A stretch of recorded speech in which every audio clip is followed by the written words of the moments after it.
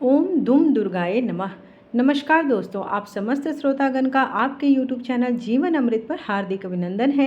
आज की वीडियो में आप श्रवण करेंगे दुर्गा सप्तशती पाठ का 9वां और 10वां अध्याय। आप सबसे अनुरोध है कि पाठ को संपूर्ण सुने और माता रानी को हृदय साथ करके कमेंट बॉक्स में जय माता रानी जरूर लिखें, ताकि एक सकारात्मक और आध्यात्मिक ऊर्जा का आदान प्रदान हो सके। तो चलिए बिना देर किए आज की वीडियो का आरंभ करते हैं। श्री दुर्गा सप्तशती पाठ 9वां अध्याय और 10वां अध्याय। 9वां अध्याय निशुंभ वध। ध्यान। उन अर्धनारीश्वर का रंग बंदूक पुष्प और सुवर्ण के समान रक्त पीत युक्त है। उनकी भुजाओं में सुंदर स्फटिक की माला, पाश, अंकुश और वरद मुद्रा सुशोभित है। उनका आभरण अर्धचंद्र तथा वे 3 नेत्रों से शोभायमान हो रहे हैं। ऐसे अर्धनारीश्वर को मैं प्रणाम करती हूँ। राजा ने कहा, हे भगवान, आपने रक्त बीज वध संबंधी देवी चरित्र का विचित्र महात्म्य मुझे बताया। रक्त बीज की मृत्यु के अनंतर क्रुद्ध शुंभ और निशुंभ ने आगे क्या किया है, अब मैं उनका वर्णन सुनना चाहता हूँ। तब ऋषि ने कहा, हे राजन, युद्ध में रक्त बीज तथा अन्य राक्षसों के हनन से शुंभ निशुंभ के क्रोध की प्रकाष्ठा हो गई। इस प्रकार अपनी विशाल दैत्य सेना का संहार होते देख युद्ध क्रुद्ध निशुंभ देवी की ओर दौड़ पड़ा। उसके साथ ही दानवों की प्रमुख सेना भी थी। उसके आगे पीछे तथा पार्श्व भाग में बड़े बड़े अंगरक्षक दैत्य थे, जो कुपित होकर अपने होठ काटते हुए देवी को मार डालने के उद्देश्य से आए। महाबली शुंभ भी अपनी समस्त सेना के साथ मातृक गणों से युद्ध करने के पश्चात चंडिका के वध करने के लिए आ पहुंचा। इसके तदंतर शुंभ निशुंभ का घमासान युद्ध देवी के साथ होने लगा। वे दोनों महाबलवान दैत्य मेघों की तरह अपने बाणों से देवी पर भीषण वर्षा कर रहे थे। उन लोगों के निश्चित बाणों की से चंडिका ने अपने बाणों से काटकर शस्त्रों द्वारा उन राक्षसों के अंगों को पीड़ित कर डाला। शुंभ ने तेज धार वाली तलवार और चमकती हुई ढाल लेकर देवी के वाहन सिंह के मस्तक पर आघात किया। अपने वाहन सिंह के प्रहारित होने पर देवी ने क्षुरप्र नामक बाण के द्वारा निशुंभ की उस तलवार को काट गिराया तथा अष्ट रजत जड़ित ढाल को भी टुकड़े टुकड़े कर डाले। ढाल और तलवार से रहित होकर उस दानव ने शक्ति का प्रयोग किया, किंतु चक्र के द्वारा देवी ने उस शक्ति के 2 खंड कर दिए। तब निशुंभ क्रोध से तिलमिला उठा और देवी को वध करने के लिए अपना शूल संभाला, किंतु देवी ने उस शूल को अपने मुक्के की मार से ही चूर्ण कर डाला। तब उसने अपनी गदा को घुमाकर देवी पर आघात किया, परंतु वह गदा देवी के त्रिशूल से कटकर नष्ट हो गई। इसके अनंतर वह दैत्य हाथ में फरसा लेकर देवी की ओर बढ़ा। तब देवी ने अपने बाणों की वृष्टि से उस दैत्य को धराशायी कर दिया। अपने पराक्रमी भाई को धरती पर गिरते देख शुंभ अत्यंत क्रोधित होकर देवी को मारने के लिए दौड़ा। अपनी आकाशव्यापी लंबी अष्टभुजाओं से युक्त वह दैत्य रथ पर आयुध से सुसज्जित होकर शोभित होने लगा। उसे आते देखकर देवी ने अपना शंखनाद और धनुष की प्रत्यंचा द्वारा रणस्थल में घोर टंकार दिया। इसके पश्चात संपूर्ण दैत्य सेना के तेज को नष्ट करने वाले घंटे के नाद से समस्त दिशाओं को गुंजायमान कर दिया। जिस सिंह की गर्जना को सुनकर बड़े बड़े मदमत गजराज भी सहम जाते थे, उस देवी वाहन सिंह ने अपनी दहाड़ से 10 दिशाओं को कपा दिया। तब माता काली ने आकाश में छलांग लगाकर अपने दोनों हाथों से पृथ्वी पर प्रहार किया।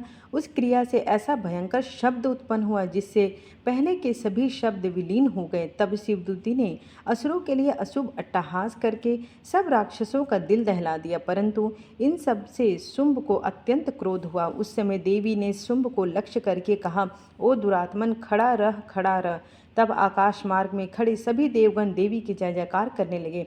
तब शुंभ ने ज्वालाओं से लपलपाती हुई अत्यंत भीषण शक्ति चलाई। अग्निमयी पर्वत के सदृश उस भयंकर शक्ति को देवी ने बड़े भारी लुआठी से दूर कर दिया। उस समय शुंभ के सिंहनाद से त्रैलोक्य गूंज उठे। हे राजन, उसकी ध्वनि से ऐसा प्रतीत हुआ मानो वज्रपात हुआ हो, जिसमें अन्य सभी शब्द समा रहे थे। शुंभ तथा देवी के परस्पर चलाए हुए बाणों को दोनों प्रतिद्वंदियों ने अपने बाणों पर सैकड़ों और हजारों टुकड़े कर डाले। तब क्रुद्ध होकर चंडिका देवी ने शुंभ पर अपने त्रिशूल से प्रहार किया। उस आघात को सहन न करने सकने के कारण शुंभ दैत्य चेतनाहीन होकर भूमि पर गिर पड़ा। इतने में ही निशुंभ की चेतना लौट आई और उसने बाणों की वर्षा करके देवी काली तथा उनके वाहन सिंह को घायल कर दिया। फिर उस असुराज ने अपने 10,000 हाथों को पैदा करके चक्रों के आघात से देवी को आच्छादित कर डाला। तब असह्य पीड़ा निवारिणी देवी दुर्गा ने क्रुद्ध होकर अपने बाणों से उन चक्रों तथा बाणों का काट दिया। तब देवी ने इस अतुलनीय शौर्य को देखकर शुंभ अपने सैन्य दल के साथ चंडिका का वध करने के उद्देश्य से हाथ में गदा लेकर बहुत वेग से उन पर झपटा। देवी ने अपनी तीक्ष्ण तलवार से उसकी गदा को काट दिया।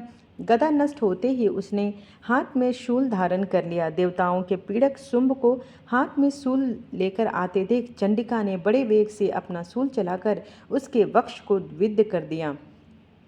शूल से छाती छिद जाने पर उसी के समान महाकाय दैत्य उसकी छाती से निकलकर खड़ी रह करता हुआ बोलने लगा।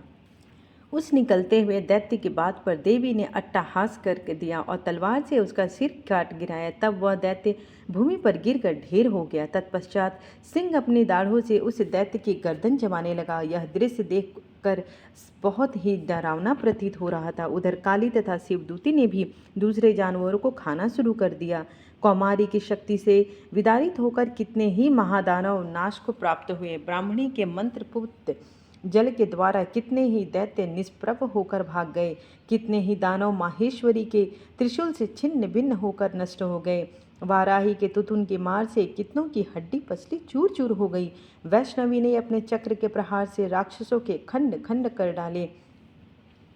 ऐन्द्रिय के हाथ से चलाए हुए वज्र से आहत होकर कितनों को ही अपनी जान गंवानी पड़ी। उस युद्ध में कुछ दानव नष्ट हो गए, कुछ भाग खड़े हुए तथा अगणित राक्षस काली, शिवदूती और सिंह के द्वारा काल को कबलित हो गए। इस प्रकार दुर्गा सप्तशती पाठ का 9वां अध्याय समाप्त हुआ। 10वां अध्याय।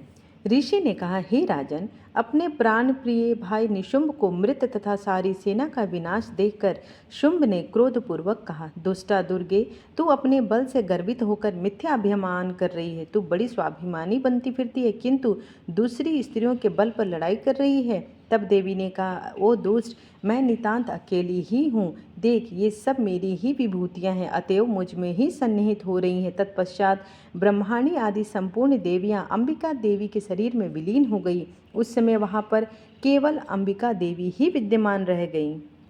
तब देवी ने कहा, मैं अपनी विभूतियों से अनेक रूपों से प्रकट हुई थी। अब उन सब आकारों को मैंने समेट लिया। अब मैं अकेली ही युद्ध के लिए सन्नद्ध हूँ। तुम भी स्थिर भाव से तत्पर हो जाओ। ऋषि ने कहा, सभी देवताओं और दानवों के समक्ष देवी और शुंभ में घमासान युद्ध प्रारंभ हो गया। उन दोनों प्रतिद्वंदियों का युद्ध तीक्ष्ण शस्त्रों के प्रहार, बाणों की वर्षा के कारण बहुत ही भयंकर प्रतीत होने लगा।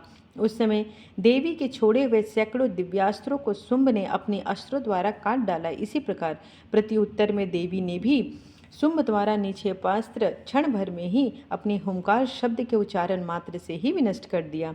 तब उस दानव ने अपने सैकड़ों बाणों को चलाकर देवी को ढक दिया। ऐसा देखकर कुपित देवी ने भी अपने बाण से उसके धनुष काट दिए। धनुष कट जाने पर दैत्यराज ने हाथ में शक्ति उठा ली और किंतु देवी ने अपने चक्र के द्वारा उस शक्ति को खंडित कर दिया। तदंतर उस दैत्य ने सैकड़ों चंद्रमा की भांति चमचमाती हुई ढाल तथा तलवार लेकर देवी पर आक्रमण कर दिया। तब चंडिका ने इसके बाद उस दानव ने बाणों से उस चमचमाती हुई ढाल तथा तलवार को काट दिया। इसके बाद उस दानव के घोड़े और सारथी मृत्यु को प्राप्त हुए। धनुष को उसका कट ही चुका था। फिर तो अब उसने अंबिका वध के लिए भयंकर मुदगर हाथ में उठाया। उस मुदगर को भी देवी ने अपने बाणों से काट दिया। फिर भी वह दैत्य हिम्मत न हार कर केवल मुक्का बांधकर द्रुत गति से देवी की ओर झपट पड़ा। उस दैत्य ने देवी के हृदय में अपने मुक्के से प्रहार किया और देवी ने भी उसकी छाती में एक थप्पड़ मारा। देवी के इस थप्पड़ से वह भूमि पर गिर पड़ा, किंतु वह संभलकर पुनः उठ खड़ा हुआ। फिर वह एकाएक देवी पर उछल पड़ा और देवी को लेकर आकाश में उड़ चला। तब देवी ने आकाश में निराधार रहकर ही उसके साथ युद्ध करने लगी। उस समय आकाश में दोनों परस्पर युद्ध करने लगे। उनके इस युद्ध को देखकर ऋषि मुनि विस्मित हो गए। फिर अंबिका ने शुंभ के साथ दीर्घकाल तक युद्ध करने के पश्चात उसे घुमाकर भूमि पर पटक दिया। पृथ्वी पर गिरने के पश्चात वह दैत्य पुनः देवी से युद्ध करने के लिए द्रुत गति से दौड़ पड़ा। तब दैत्यराज शुंभ को आते देखकर देवी ने त्रिशूल से उसकी छाती वेद कर उसे भूतल पर गिरा दिया। उस त्रिशूल के भयंकर आघात से आहत होकर उसके प्राण निकल गए और वह समस्त सागरों, द्वीपों तथा पर्वतों सहित संपूर्ण पृथ्वी को आंदोलित करता हुआ धरती पर आ गिरा। उस दुरात्मा की मृत्यु से समस्त विश्व आह्लादित हो गया। आकाश निर्मल दिखाई पड़ने लगा। उत्पात सूचक मेघ और उल्कापात सभी शांत हो गए। नदियां भी अपनी स्वाभाविक गति से प्रभावित होने लगी। उस दैत्य का क्षय होने से सभी देवों को अपार हर्ष हुआ और गंधर्व आदि मधुर गान गाने लगे। अन्य गंधर्व वाद्य वादन करने तथा अप्सराओं के नृत्य करने लगी। पवित्र वायु बहने लगी। सूर्य की मलिनता दूर होकर प्रभा चमकने लगी। अग्निशाला की बुझी हुई अग्नि प्रज्वलित हो गई तथा समस्त दिशाओं में गूंजने वाले भीषण शब्द भी शांत हो गए। इस प्रकार दुर्गा सप्तशती पाठ का 10वां अध्याय समाप्त हुआ।